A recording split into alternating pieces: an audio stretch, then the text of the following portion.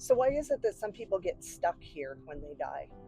We always talk about when the dead are haunting a place, or I feel my aunt Esther is around all the time. What is the difference between having a visit by somebody who's crossed and haunting or someone getting stuck in a certain place? So, again, I'm going to preface this conversation with the fact that I am not an expert because I am still alive. I don't know what it's like to die. So, all I can share are similarities that I've seen over decades of working with folks who have already crossed.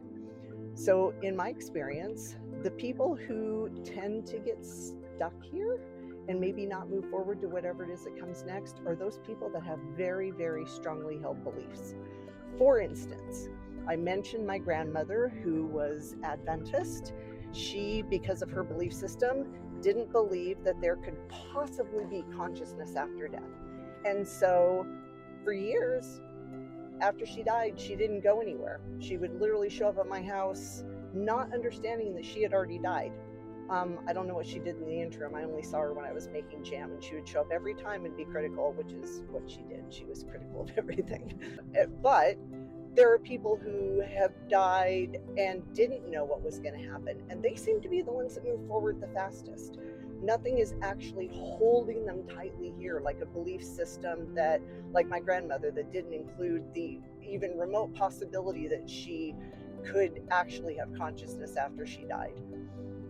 I've seen situations where trauma holds a person here. It could be how they died. Did they have a very sudden death and they weren't expecting it? They didn't have time to prepare. Sometimes folks like that get stuck, or folks in situations like that get stuck. I've also seen where family members weren't ready to let them go. And because they cared so deeply about their family, they didn't feel right, maybe, leaving and crossing on to whatever comes next. And so they kind of hung around and then eventually sort of got confused about where they were and why they were there. Other situations are couples where one of the people in the couple has said, well, I don't want to go without you.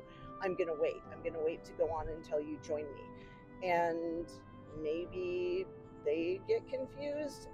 I guess what I'm saying is I've seen a pattern of confusion with folks who have made some choice to stay for some reason, and then it seems like they start to forget what other options there are. So I've mentioned that when I've seen folks who are actively dying, their relatives and friends who have gone before them, and their guides, whoever, angels, if that's something that you believe in, will be there with them when they cross. So what happens to those support staff, for a better word, that are there to help you cross? I'm not really sure, because it seems like the times that I've been called to do clearings, and I work with local realtors to clear properties that maybe are having a hard time selling, or that the owner moves in and says, there's something wrong with my house. I've got weird noises and cupboard doors start opening and closing, or whatever that may be. And yes, those things have actually happened. They seem to not really know what to do next in those situations. And so the only way that I've been able to rationalize this, because like I said, I'm not an expert, I can only tell you the patterns that I've seen consistently over the last 30 years. So those folks that when they are here and they seem to be a little bit stuck are actually very much like they were when they were alive. So we appear to be able to make decisions even after we die. So we may not have a choice in death. Obviously, many of us would say, no, I want to live forever, but we're going to die. That's the reality of it. So we don't have a choice. We're not immortal in our physical bodies, but we appear to still be able to have and make choices after we leave our physical bodies.